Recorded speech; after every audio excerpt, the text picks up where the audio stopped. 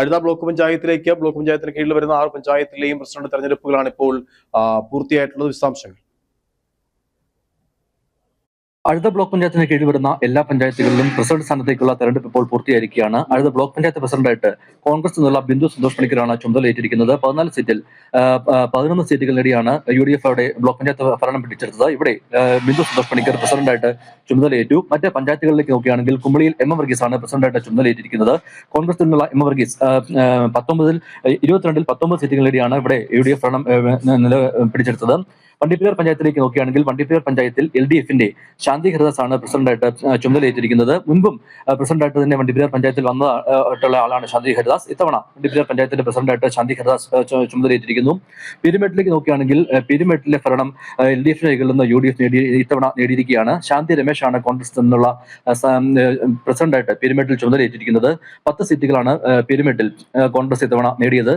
മറ്റേ പെരുവന്താനം പഞ്ചായത്തിലേക്ക് നോക്കുകയാണെങ്കിൽ പെരുവന്താനം പഞ്ചായത്ത് 10 സീറ്റുകൾ നേടിയാണ് പെരുവന്താനത്ത് ഇത്തവണ UDF ഭരണം നിലനിർത്തിയിരിക്കുന്നത്. KR വിജയനാണ് പെരുവന്താനം പഞ്ചായത്ത് പ്രസിഡന്റായിട്ട് ചുമതലയേറ്റിരിക്കുന്നത്.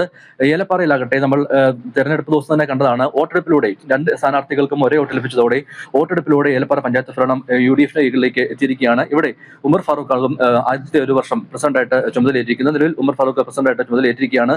ഏറ്റവും ശ്രദ്ധേയമായത് കൊക്കയാർ പഞ്ചായത്താണ്. കൊക്കയാർ പഞ്ചായത്തിൽ 14 സീറ്റിൽ 7 എന്ന LDF-നും UDF-നും 7 എന്ന സീറ്റുകളാണ് ലഭിച്ചിരുന്നത്.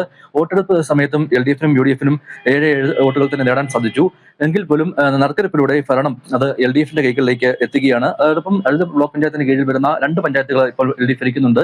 വണ്ടിപ്പെരിയാറിന് പുറമെ കൊക്കയാർ പഞ്ചായത്തിലും LDF ഇപ്പോൾ ഭരണം ഏറ്റെടുത്തിരിക്കുന്നു എന്ന് തന്നെ പറയാം. കൊക്കയാർ പഞ്ചായത്തിൽ നറുക്കെടുപ്പിലൂടെയാണ് ഭരണം നേടിയിരിക്കുന്നത്. ബോയ്സ് 6ാം വാർഡിലെ സുഗുണാണ് കൊക്കയാർ പഞ്ചായത്തിലെ പ്രസിഡന്റായിട്ട് തെരഞ്ഞെടുത്തിരിക്കുന്നത്. അങ്ങനെ ഈ 6 പഞ്ചായത്തുകളിലും പ്രസിഡന്റ് തന്നെ തെരഞ്ഞെടുപ്പ് പൂർത്തിയായിരിക്കുന്നു.